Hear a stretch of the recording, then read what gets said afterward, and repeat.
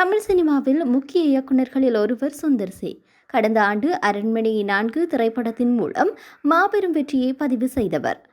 மதகஜ ராஜா படத்தின் மூலம் இந்த ஆண்டில் முதல் வெற்றியை பதிவு செய்திருக்கின்றார். நடிப்பு, இயக்கம், தயாரிப்பு என மிகவும் பிஸியாக வலம் வரும் சுந்தர் சி கைவசம் தற்போது கேங்கர்ஸ் மற்றும் மூக்குத்தி அம்மன் 2 ஆகிய படங்கள் உள்ளன.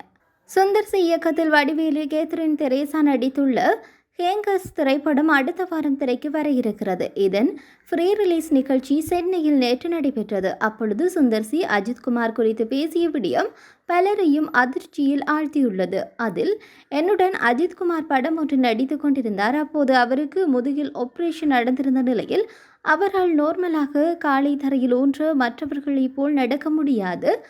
ஒரு கால் கீழே வைத்திருக்கின்றோமே என்பதை அறிந்து கொள்ள அவர் கால்களை அடிக்கடி பார்த்து கொள்வார்.